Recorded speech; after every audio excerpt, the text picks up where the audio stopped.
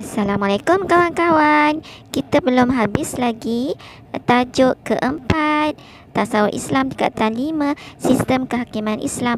Mari kita sambung. Jom.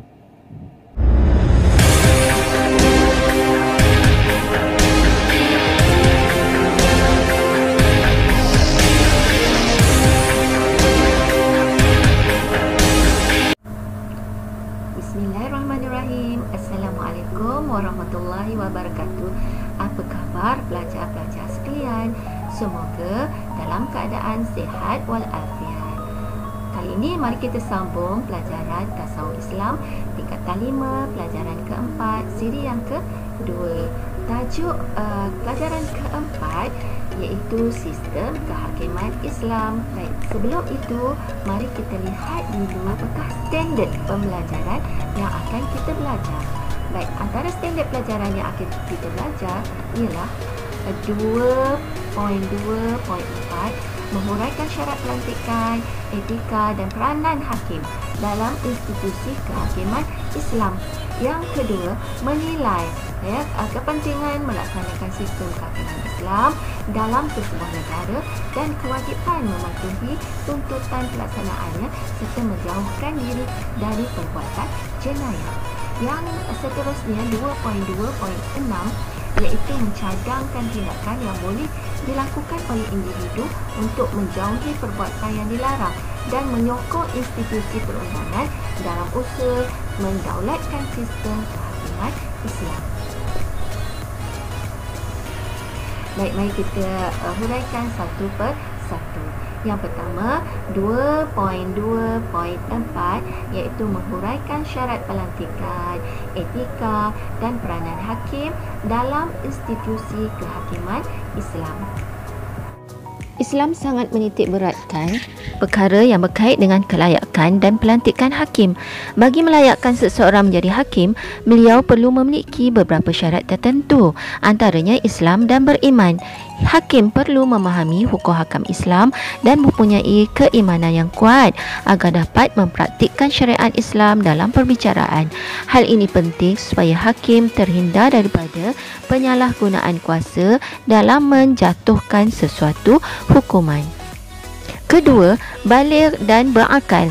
Tugas hakim memerlukan pemikiran yang matang dan tajam supaya keputusan yang dibuat bertepatan dengan kebenaran.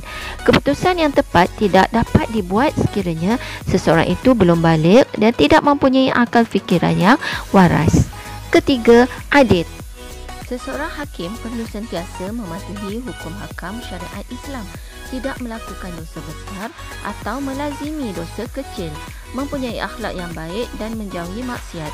Sifat tersebut amat penting supaya hakim dapat menunaikan amanah yang dipertanggungjawabkan dengan baik. Keempat, berilmu dan bijaksana. Hakim mestilah boleh berijtihad, mampu memahami nas-nas syarak dan menguasai ilmu kehakiman serta berpandangan jauh. Hal tersebut amat penting supaya hakim dapat membuat keputusan yang bijak demi menyelesaikan masalah secara menyeluruh. Kelima, sempurna panca indera. Hakim mestilah sempurna panca inderanya seperti memiliki pendengaran yang baik, penglihatan yang jelas dan percakapan yang fasih.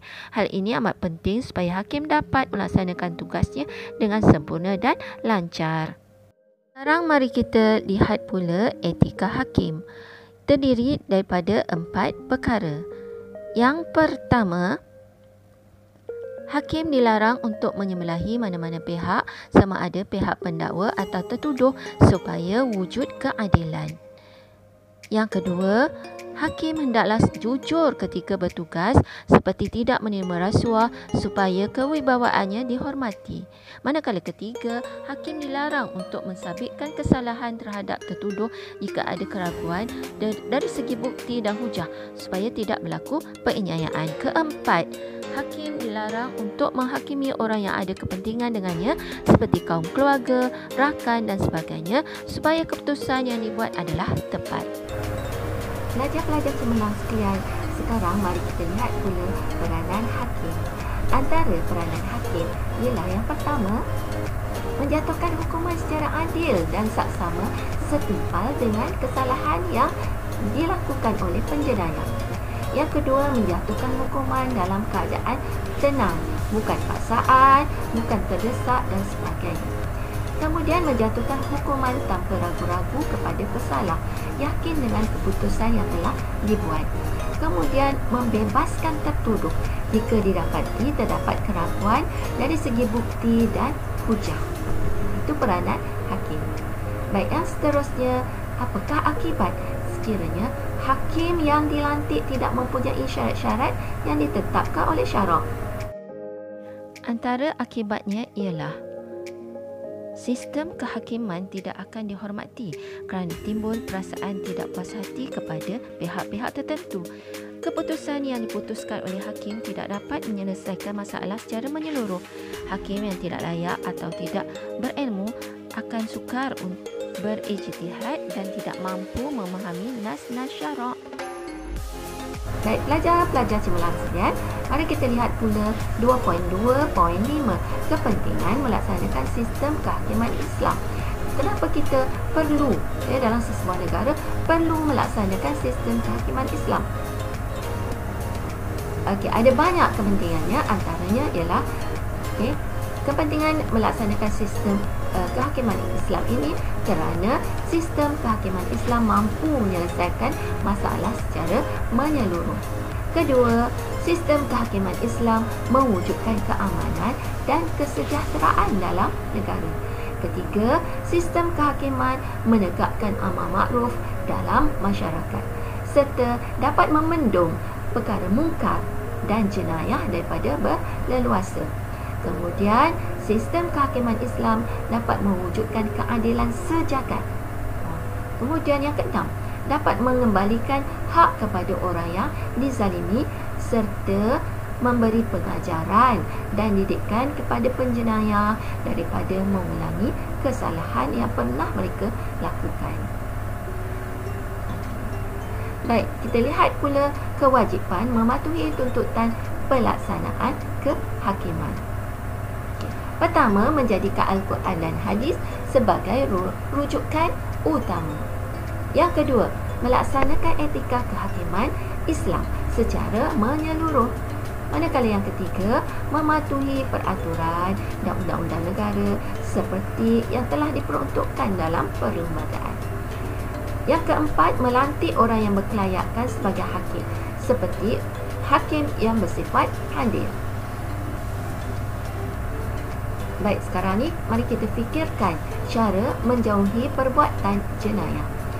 Antara cara menjauhi perbuatan jenayah ialah kita hendaklah mematuhi peraturan agama seperti menunaikan solat, menutup aurat dan melaksanakan segala perintah yang telah diperintahkan oleh Allah serta meninggalkan larangan. Yang kedua, menuntut ilmu yang bermanfaat seperti ilmu fardu ain dan fardu kifayah, untuk menambah pengetahuan kita manakah perbuatan yang baik ataupun perbuatan yang buruk yang perlu kita buat ataupun kita jauhi dengan adanya ilmu. Yang ketiga, mengisi masa dengan berfaedah seperti membaca dan beriadah dan juga melakukan apa-apa juga hobi yang boleh memberi manfaat kepada diri kita dalam kita mengisi masa lapang. Seterusnya, memilih rakan yang baik seperti rakan yang sentiasa berakhlak mulia supaya kita juga akan secara langsung berbuat baik, mencontohi rakan-rakan kita yang baik. Baik, pelajar-pelajar yang cemerlang sekalian, mari kita lihat tindakan untuk menjauhi perbuatan yang dilarang. Okey, apakah tindakan untuk menjauhi perbuatan yang dilarang dalam masalah yang timbul? Antaranya, contoh yang terdapat dalam buku teks, Ramlah melihat pakciknya mengabaikan solat maghrib kerana sibuk berniaga di pasar malam. Okey, terdengar sahabat kita jawab. Ramlah boleh membantu pakciknya berniaga agar pakciknya dapat meluangkan masa mendirikan solat walaupun ketika sibuk. Kesannya perniagaan tersebut akan diberkati Allah. Oleh itu, sebagai umat Islam, kita hendaklah melaksanakan perintah Allah agar segala amalan kita menjadi ibadat yang diberkati. Bagus, terima kasih. Begitu jawapan antara jawapan yang baik. Okey, kita lihat pula masalah yang kedua yang diberi dalam buku teks. Razif sering diajak oleh rakannya untuk berlomba motosikal di jalan raya. Nak ikut tak? Okey, apakah jawapan dia? Mari kita dengar sahabat kita jawab. Razif perlu menolak ajakan tersebut. Sebaliknya, mengajak rakannya mengisi masa lapang dengan perkara yang berfaedah seperti membaca dan beriadah. Hal ini akan menyebabkan kesihatan terjamin. Lantaran itu, kita hendaklah merancang pengurusan masa dengan aktiviti berfaedah agar disenangi oleh semua orang. Terima kasih. Ya, itu antara contoh jawapan. Okey, seterusnya masalah yang ketiga. Rashid, seorang pegawai yang bertanggungjawab untuk meluluskan sesuatu permohonan kontrak perniagaan. Sering disogokkan dengan wang rasuah.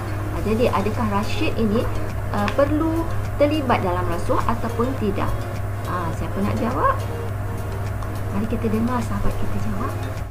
Pada pendapat saya, Rashid wajib menolak semua sogokan yang ditawarkan supaya tidak terlibat dengan rasuah. Dan hasilnya pendapatan yang dimiliki adalah dari sumber yang halal dan diberkati Allah.